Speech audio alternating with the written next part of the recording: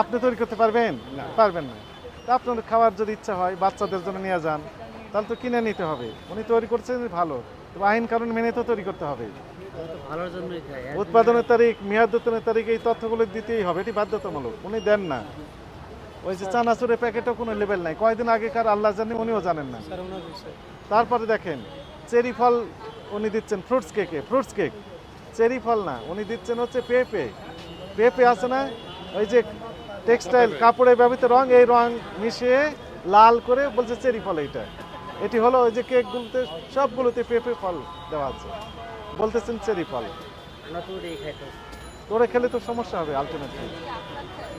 যে রংটা food grade না সেই রং তো খেলে তো, মনে করেন ফুড গ্রেড রং খেলে কি হয়, বেরিয়ে চলে যায়, মুখ দেখাবেন পেটের ডাইজেস্ট হয়ে বেরিয়ে যাবে।